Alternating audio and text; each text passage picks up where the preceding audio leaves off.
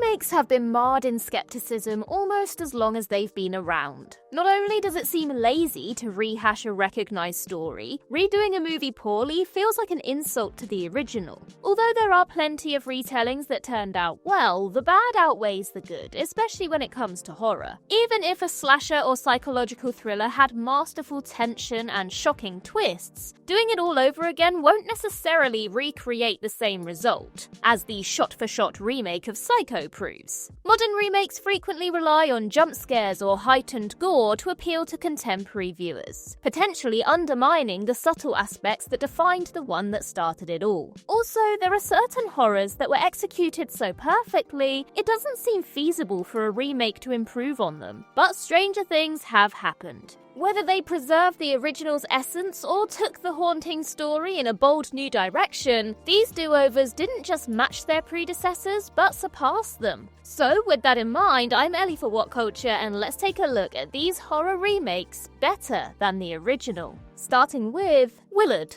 Based on Stephen Gilbert's Ratman's Notebooks, both film adaptations of Willard center around an awkward loner who trains rats to exact revenge on those who've wronged him. Although the concept is creepy, the 1971 version plays out like a tragic drama with sprinkles of horror. The 2003 version, however, embraces gothic scares with surreal set designs, exaggerated shadows, eccentric pacing, and warped camera angles. As a result, it feels like a twisted fable, not a realistic drama. The remake leaves little to the imagination, showing up close what happens to the poor souls who get on the titular character's bad side. But if there's anything that elevates 2003's Willard, it's Crispin Glover's performance. Due to his off-kilter line delivery and insect-like physicality, this Willard is more compelling and unpredictable. He mightn't be physically imposing, but you're constantly left on edge, since it's impossible to tell what Glover's Willard is going to do next. However, the Back to the Future star never goes too cartoonish, constantly teetering between enraged and pitifully vulnerable. Though the first adaptation pushes the revenge aspect, 2003's incarnation highlights Willard's obsession and madness, creating a more personal and depressing tale.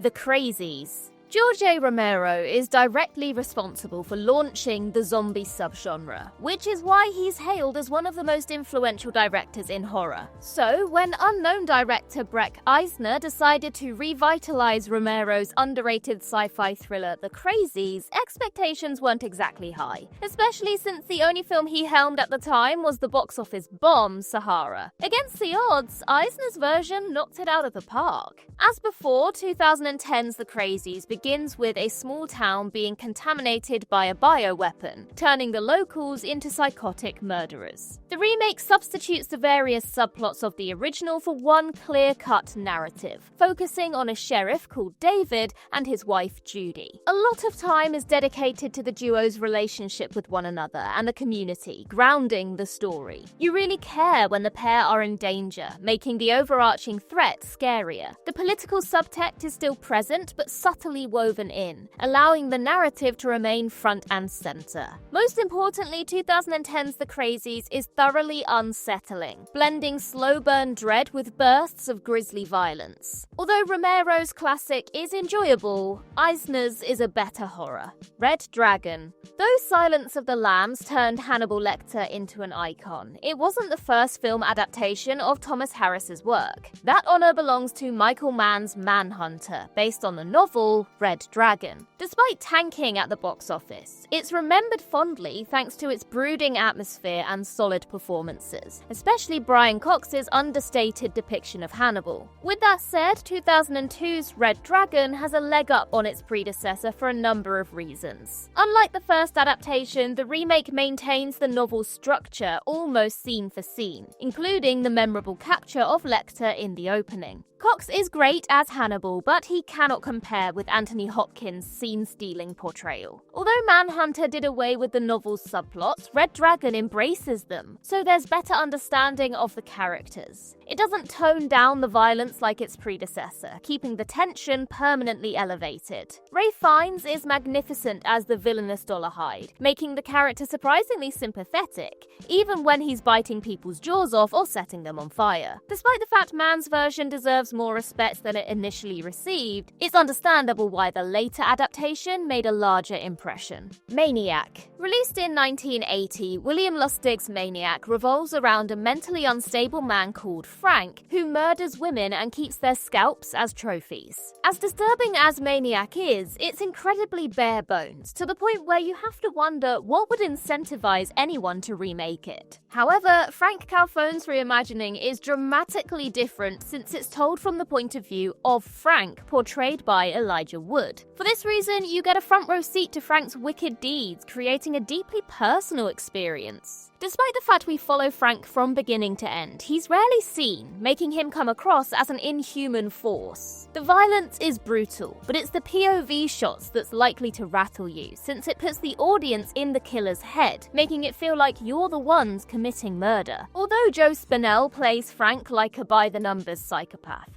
Wood injects humanity into the character, depicting him as a soft-spoken and socially awkward man. This decision makes Frank more intimidating since it's only a matter of time before the timid persona dissolves and the animalistic side is unleashed. The Blob. As a concept, the Blob is so creatively simple. In the 1958 creature feature, a gelatinous alien invades a small town and consumes everything it touches, causing it to grow to immense proportions. The Blob lacks any intelligence and personality, meaning it can't be reasoned with, making it scarier than the average monster. Be that as it may, the original isn't exactly nerve-shredding due to the goofy effects and underwhelming acting. Even Steve McQueen is surprisingly wooden. The 1988 remake, on the other hand, is pretty freaky. Special effects designer Tony Gardner utilizes a mix of puppetry, animatronics, elaborate makeup, and stop motion to not just bring the Blob to life, but to depict it as a global threat. Unlike the original, you see the titular fiend corroding its victims to the bone, which looks realistic and gross. Another reason why the 1988 version tops the original is because the Blob isn't depicted as a mindless mass. This time around, the amorphous being has some level of intelligence, since it repeatedly outmaneuvers and corners its prey.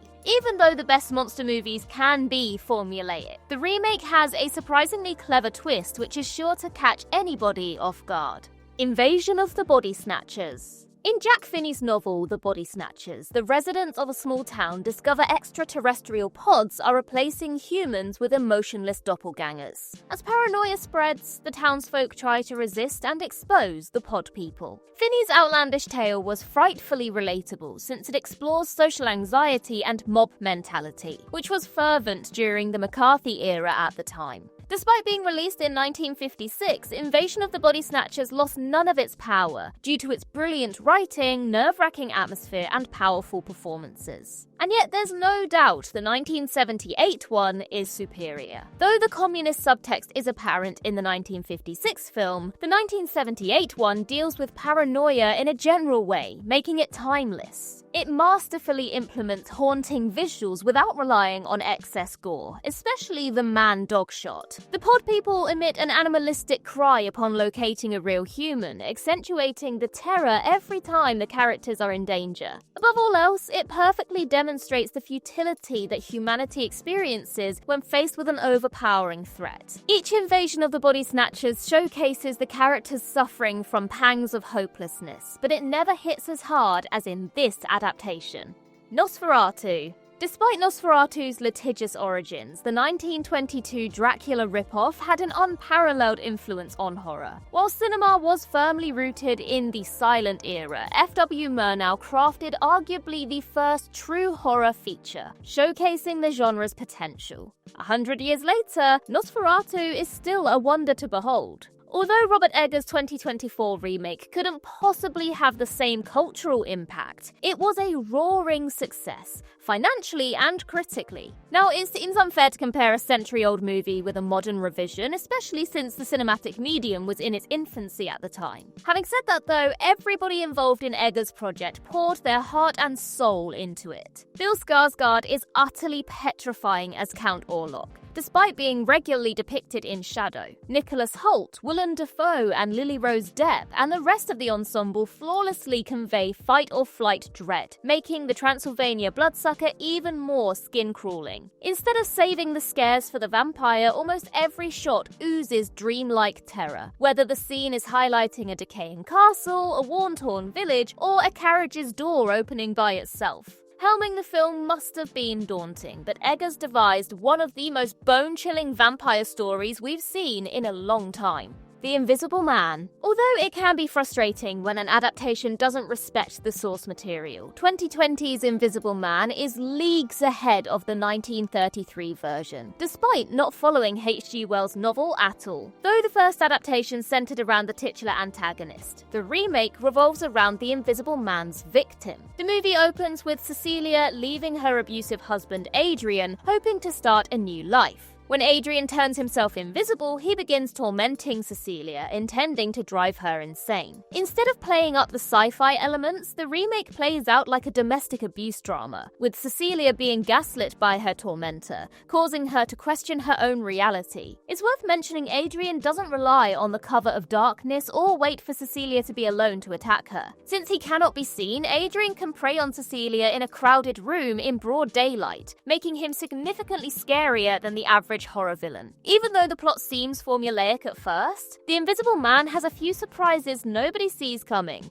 Literally. Despite the fantastical narrative, The Invisible Man is astoundingly relatable, which makes it more unnerving than expected. The Fly. 1958's The Fly revolves around a scientist who enters a teleportation chamber alongside a fly, causing their heads to swap. The Fly stood out over films in the genre as it played out like a mystery drama and focused on psychological torment instead of outright scares. Although the original is a great B-movie, David Cronenberg's version is a work of art. Even though it's easy to focus on the horror elements, the 1986 remake should be applauded for its airtight structure. The film introduces the protagonist, Seth Brundle, his love interest, Veronica, and the concept of teleportation within the first 5 seconds. Despite the fact Cronenberg's The Fly popularized body horror, it rarely features until the 3rd act, since Brundle's mutation is gradual. This decision is incredibly impactful, since Brundle initially believes his boosted strength and reflexes are due to the teleporter, oblivious he's turning into a monster. As such, watching Brundle come to realize he's living on borrowed time isn't just scary, but tragic. Although the 1958 version has creepy moments and thought-provoking ideas, it cannot compete with Cronenberg's magnum opus. And finally, The Thing. John Carpenter's The Thing and The Thing from Another World are both adapted from the 1938 novella Who Goes There, which centers around a team of Antarctic explorers encountering a hostile alien. The Thing from Another World may be a serviceable monster flick, but it pales compared to John Carpenter's adaptation. Although the prosthetics and animatronics are sublime, it's the relentless atmosphere that makes The Thing iconic. Rather than battling a generic extraterrestrial like the original, our heroes face a shapeshifter that can imitate them perfectly. When the ensemble realize this, the paranoia skyrockets, since they and the audience have no idea if the characters are who they claim to be. Due to each scene's tight structure, the claustrophobic vibes, and the phenomenal acting, The Thing is still riveting on a rewatch, even when you know who the alien is. Although the best special effects can become dated, the visuals here put most modern CGI to shame. Though visual effects guru Rob Bottin deserves most of the praise, the lighting and camera crew should also be recognized, since they had to position everything perfectly to make each shot of the titular beast look convincing. Even though there's nothing wrong with The Thing from Another World, it feels like a footnote in cinematic history, while John Carpenter's The Thing is revered as a masterpiece, even after 40 years.